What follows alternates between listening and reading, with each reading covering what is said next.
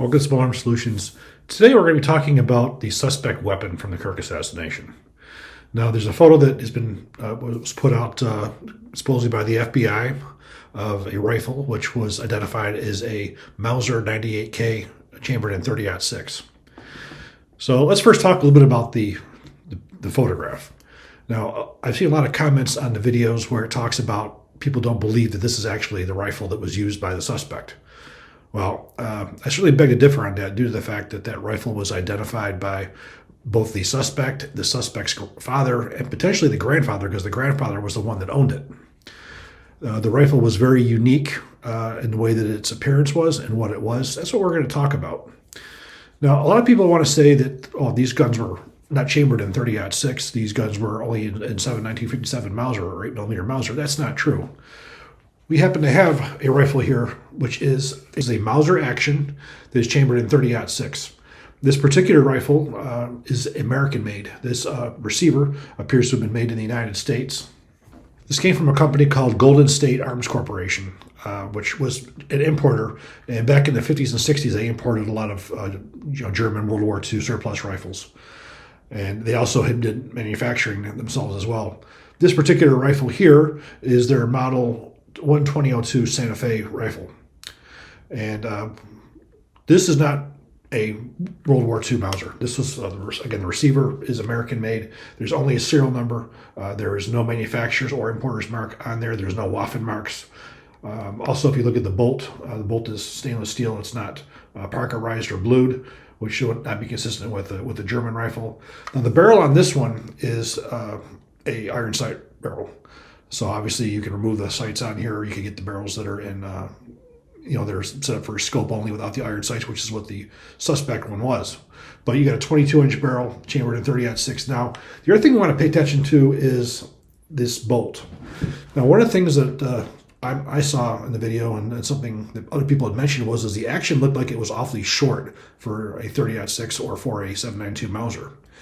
Well, did some research into that, and what we have here is identical to the one the suspect's rifle. If you notice how this looks a little bit shorter compared to many other ones, that's because this bolt was referred to as an intermediate-sized bolt. They basically have shrunk it up a little bit. And that's exactly what we see on the suspect rifle as well. So it was the shorter bolt. The other thing we want to talk about is the scope.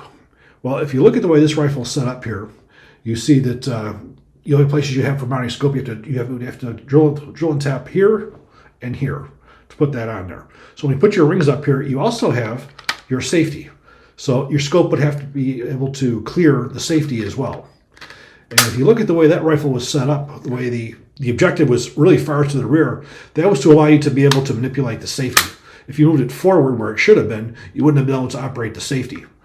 That scope was not the proper type of a scope for this kind of a rifle. You also notice that when it was mounted up here, the mount sat back further. Again, I was trying to get it as furthest to the rear as possible, but when the mounts come up, the way that the objectives are, for as far as being able to adjust your adjustments, where that is set right in a location where you can't pull it back any further. And again, if you push it forward, you're not going to be able to manipulate your safety on there.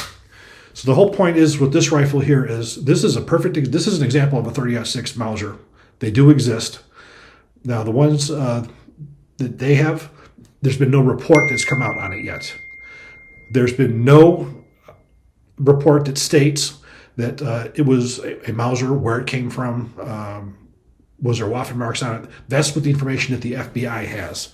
They have the pictures of the rifle, they have the rifle, they know exactly where it came from, and if it was able to be traced. This particular rifle here, based on the way that it's made, I'm guessing is probably pre-1968 because it doesn't have a manufacturer's mark on the receiver. It only has a serial number. If you look at anything that's modern, on the receivers where you're going to have the manufacturer as well as the serial number. So my guess is this was pre-1968.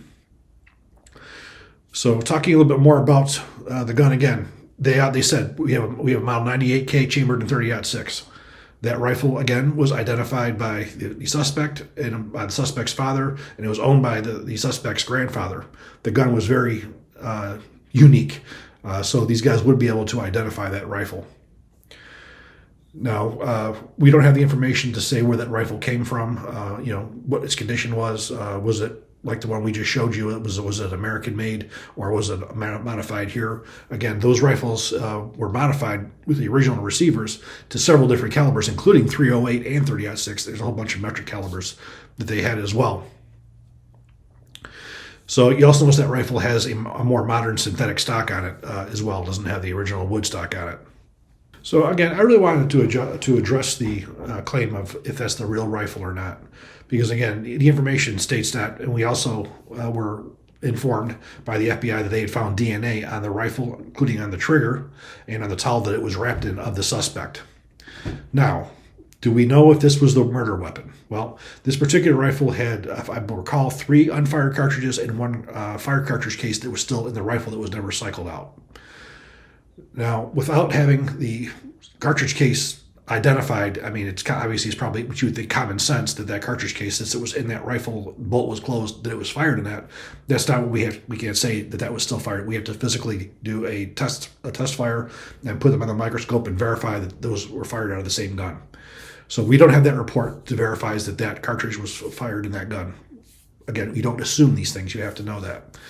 Now, for as far as being the murder weapon, well, we understand that there is a bullet, but we don't know anything about that bullet. The FBI has not released any of the characteristics of that bullet. At this point, with that rifle, the only way we're going to know if that was a murder weapon is to take that bullet, to do a test fire with the suspect rifle, and do a microscopic comparison. Because right now, we don't know what the class is, even the class characteristics of that bullet that they took out of Mr. Kirk. We don't know if that was a .30 caliber, .308 diameter. We don't know what the weight of it was. We don't know what type of bullet it was. We have no idea if it was a full metal jacket, if it was a soft point, if it was a hollow point, a boat tail, open tip match, or more of a light jacketed type high velocity, or if it was a reload. We don't know anything. So again, we can't even say this is the murder weapon until we look at that bullet. So the overall purpose of this video was just to show people that this rifle does exist. It's a .30-06, that they are available, and they have been available for a really long time. So it's not out of the ordinary. Those rifles, again, could have been World War II surplus, or they could have been made here. Those guns were made in several countries during World War II. These rifles were even assembled in concentration camps by prisoners. They were in several countries, including Poland, Spain, and even the U.S. In 1903 is very much a Mauser action type rifle. It's very common. For as far as tracing is concerned, again, tracing really isn't an option. These rifles are curio and relics. Going back to pre-68, generally once you get around 50 or so years, a gun now falls into that curio and relics. This particular rifle I have here, that somebody was fortunate enough to loan to me to be able to make this video, this particular rifle you probably be able to trace because it was made here in the U.S. Now, if this would have been imported from overseas, again, you would have to literally go from the rifle to Mauser in Germany, or to see if they had their records that go back to World War I or World War II, and then try. Again, that would be literally impossible to be able to trace that. This wasn't really like at all the way the Oswald was during the JFK assassination. During the JFK assassination, that rifle, the FBI was able to trace that rifle back to the arsenal in Italy. Italy still had the records in Beretta as to where that rifle was made, when it was made. They knew where it went to for as far as the exporter was concerned. And then they know who the importer was, which that was new information that came out that actually happened to be a CIA agent who owned that importing company, who ended up dead. That's a different story. They were able to trace that rifle from the exporter to the importer and then to the dealer. And again, it happened to be a dealer, Klein, out of Chicago, which is where Oswald ordered it through the mail. The rifle with the scope, and there's another pistol, a pistol as well, a revolver. And it was ordered under his alias A. Hidell, sent to him. So that rifle, they were able to track that. I don't know how you would track, a World War II Mauser, especially now, especially the way things are. However, we have it identified by the family. The grandfather's rifle. The father recognized it immediately when we saw it on TV. The suspect talked about it. The suspect gave up the information, a lot about that rifle. Same thing with the cartridge cases that were in there. Again, we have not even seen photographs yet of the cartridges. So we're taking the FBI's word this was .30-06. No reason to think that they're misrepresenting the caliber. We have not had a chance to see the cartridges where they had this, which were marked or how they were marked. We were told what the markings were. We were told that during the search of the suspect's townhouse, they found other cartridge cases that were marked in similar fashions, along with targets. Again, all tracing the gun to the suspect. Again, DNA. You have targets. You have described cartridge cases. You have admissions. You have plenty to link it. But again, we can't link it to the bullet that hit Kirk until we see the report. The FBI, I will guarantee you, and the in Utah police have the reports. They know what the bullet was, if it did or did not come out of that rifle, and they're not going to release the stuff until trial. The priority is to win a trial. They're not going to leak all this information out to the general public. That does not happen in any court cases. How many homicides do we have in this country every day? And do we ever see any of that information on the news? This was a high-profile case, so they had to give you something, but they're not going to give you everything. Everything is going to come out during the trial. So again, I implore most of you people, especially you conspiracy people, to wait for a final report, to actually give you the information. And then if you want to question it after the final report, so be it. But the work is not completed for as far as the general public is concerned, and it won't be until the trial.